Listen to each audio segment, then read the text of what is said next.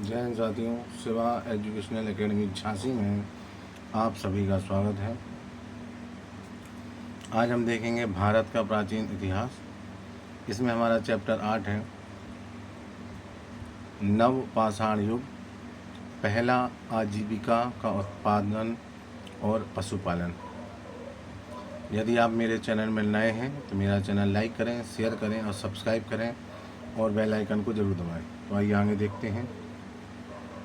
बलूचिस्तान में सबसे प्राचीन ग्रामीण बसावट। वैश्विक संदर्भ में नवपाषाण युग की शुरुआत ईसा पूर्व 9000 में हुई। भारतीय उपमहाद्वीप में ईसा पूर्व 7000 का एकमात्र ज्ञात नवपाषाण बसावट मेहरगढ़ में है, जो पाकिस्तान के एक प्रांत बलूचिस्तान में स्थित है। मेहरगढ़ कोची के समतल मैदान में बोलन नदी के किनारे है, जिसे बलूचिस्तान में अनाज की टोकरी कहा जाता है। यह बसावट इंडस के समतल मैदानों के किनारे पर थी। इसे इंडस और भूमध्य सागर के बीच का सबसे बड़ा नवपाषाणीय बसावटों में से एक माना जाता है।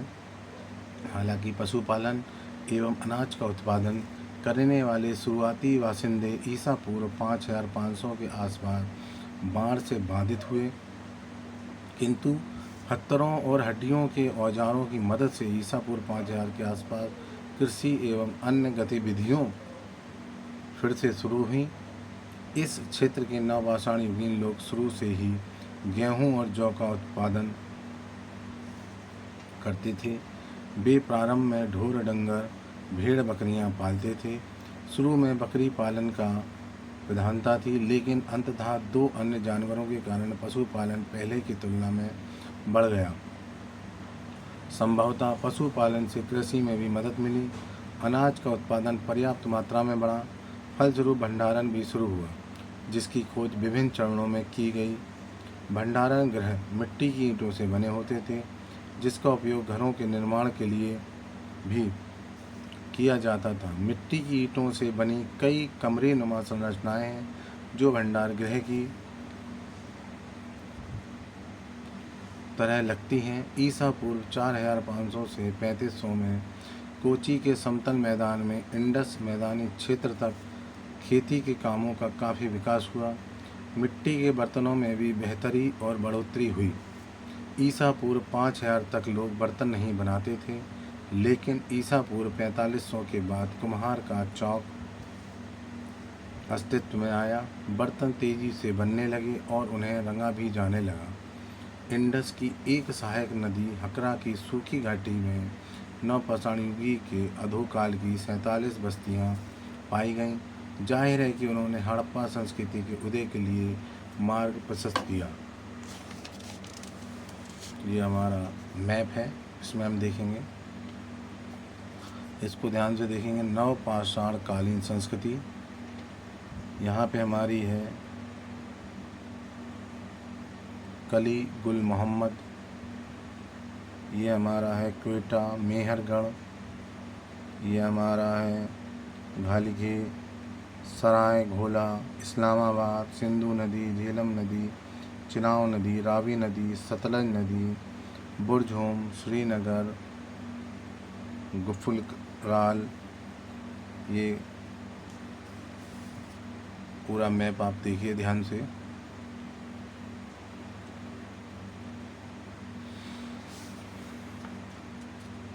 आइए और आगे चलते हैं।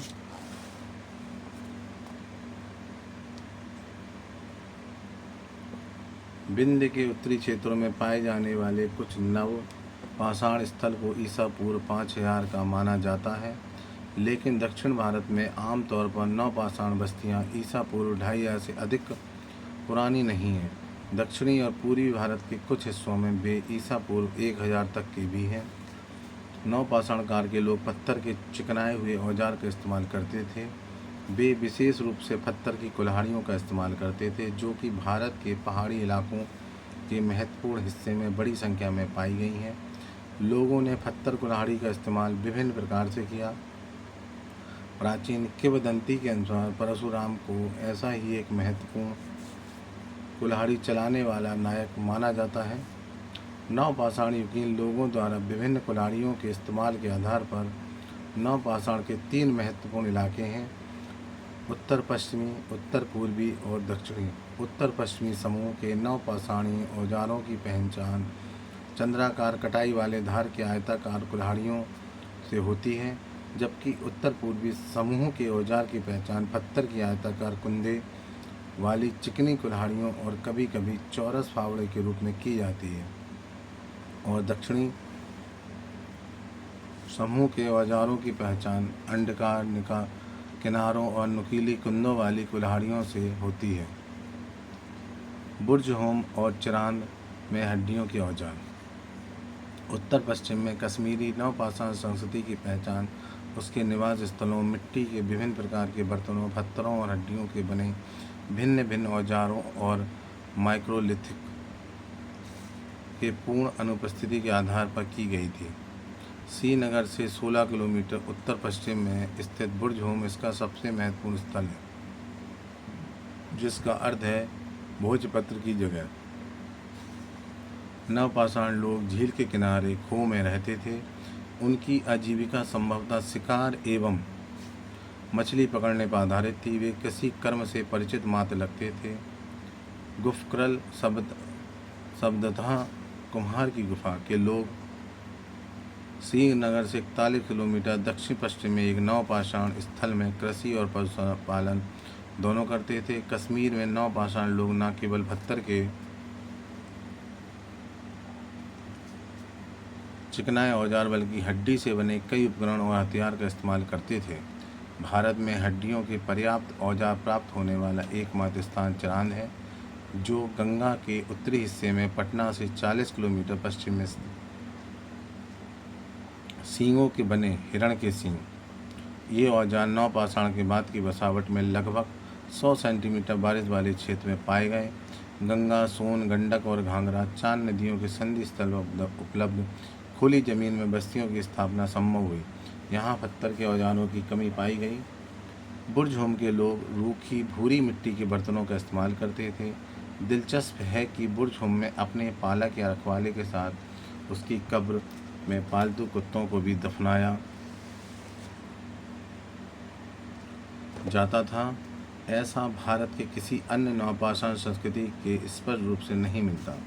बुर्ज होम के अस्तित्व की प्राचीनतम तिथि ईसा पूर्व 2700 है, लेकिन चिरांद से प्राप्त हड्डियां ईसा पूर्व 2000 से अधिक प्राचीन नहीं हैं। संभवतः ये उत्तर नवपाषाण चरण के हैं। हम बलूचिस्तान और कश्मीर घाटी की नवपाषाण बस्तियों को उत्तर पश्चिमी समूह में गिन सकते हैं। एक अन्य क्षेत्र जिसमें नवपाषाण उपकरण पुनः प्राप्त किए गए हैं, असम की पहाड़ियों में स्थित है। भारत के उत्तर पश्चिमी सीमा पर मेघालय में गारो पहाड़ियों में नवपाषाण उपकरण भी पाए गए हैं। दूसरे समूह में बिंद और कैमूर पहाड़ियों की बस्तियां शामिल हो सकती हैं। हमें बिंद के उत्तरी इलाकों में मिर्ज़ापुर और उत्तर प्रदेश के इलाहाबाद जिलों में कई नवपाषाण बस्तियां मिलती हैं। 5वीं सहस्त्राब्दी में इलाहाबाद जिले की नवपाषाण बस्तियां कुलहिदवा और महाग्र धान की खेती के लिए जानी जाती है। कैमूर पहाड़ी इलाके के रोहतास जिले में सैनुवार सबसे महत्वपूर्ण स्थल है। इसके अलावा बोधगया मंदिर के करीब ताराडीह स्थल उल्लेखनीय है।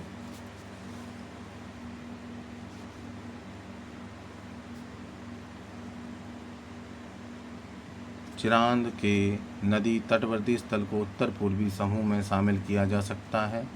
यह स्थल अपने आप में एक पहचान है, क्योंकि नदी तटवर्ती मार्ग में कोई पत्थर आसानी से उपलब्ध नहीं होता।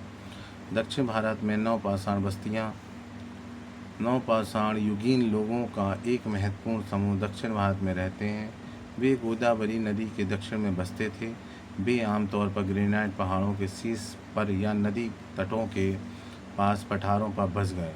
उन्होंने पत्थर के कुल्हाड़ियों का इस्तेमाल किया और पत्थर की पत्तियों का भी इस्तेमाल किया। आग से पकाई गई मिट्टी की मूर्तियों से ज्ञात है कि वे भेड़ और बकरियों के अलावा बड़ी संख्या में मवेशी पालन करते थे। उन्होंने मकई पीसने के लिए पत्थर की चक्की का इस्तेमाल किया, जो दर्शाता है कि वे अनाज उत्पादन करने की कला से परिचित थे। दक्षिण भारत में पत्थरों की सुलभता के कारण आंध्र प्रदेश, कर्नाटक और तमिलनाडु में 850 से अधिक नवपाषाण बस्तियों के हिस्से पाए गए हैं। उत्खनन के बाद जो कुछ महत्वपूर्ण नवपाषाण स्थल या नवपाषाण सतहें मिली हैं वे कर्नाटक में मस्की, ब्रह्मगिरी, हल्लूर, कोडेकल, संगानाकल्लू, पिकलिहल एवं तक्कल कोटा और तमिलनाडु में पैयमपल्ली है। आंध्र प्रदेश में पुतनूर एक महत्वपूर्ण नवपाषाण स्थल है। दक्षिण भारत में नवपाषाण चलन ईसा पूर्व 2400 से 1000 तक की अवधि को माना जाता है। पिकलिहल में नवपाषाण बासिंदे चरवाहे थे। वे पशु, भेड़, बकरियां आदि पालते थे। लकड़ियों से घेर कर बनाई गई गौशाला से घिरी एक संरचना बनाते थे जो मौसम के हिसाब से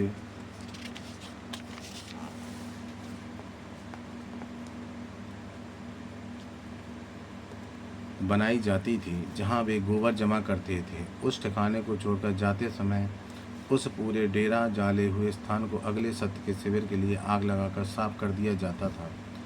पिकलिहल में राख के ढेर और शिविर स्थल दोनों पाए गए हैं। कृषि और अनाज। नवपाषाण बासिंदे सबसे प्राचीन कृषक समुदाय थे। वे पत्थर से बने फावड़े और खुदाई योग्य लकड़ियों से जमीन खोदते थे, जिसके सिरे पर आधे किलोग्राम के अंगूठी नुमा पत्थर लगे होते थे। पत्थर के चिकनाई उपकरण के अलावा वे माइक्रोलिथ पत्ती का इस्तेमाल करते थे। वे मिट्टी और सरकंडे की लकड़ी से बने वृत्ताकार या आयताकार घरों में रहते थे।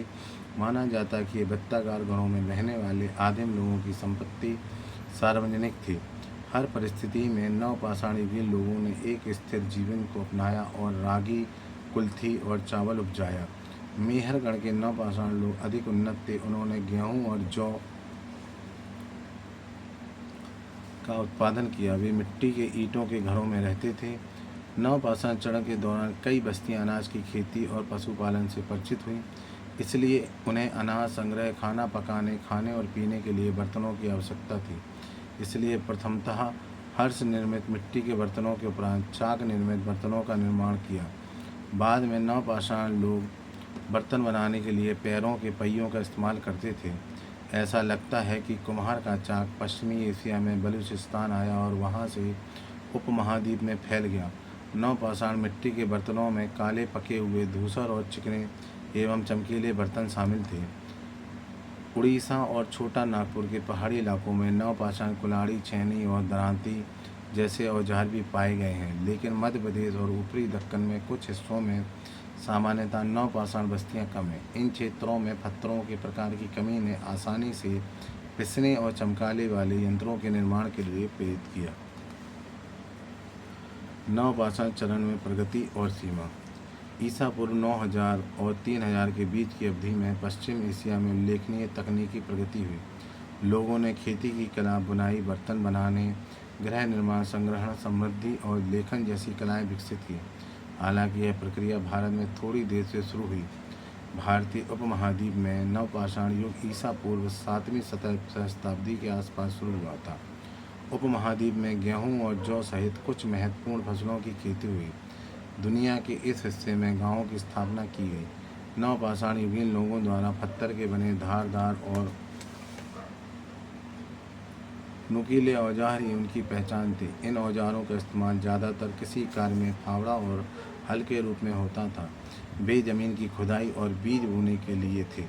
यह सब निर्वाह के साधन में एक क्रांतिकारी बदलाव था। लोग अब शिकार, मछली पकड़ने और संग्रह पर निर्भर नहीं थे, बल्कि खेती के साथ साथ पशुपालन से भी उन्हें भोजन प्राप्त होता था।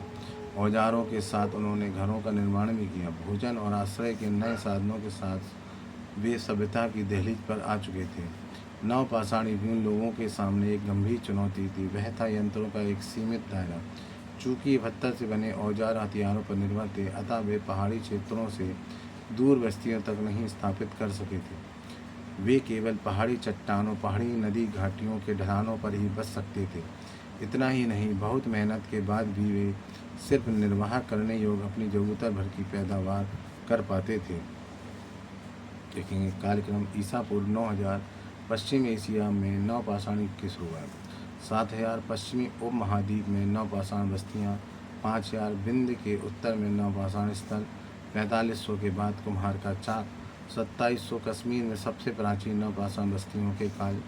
2500 दक्षिण भारत में प्राचीन नवपाषाण बस्तियाँ।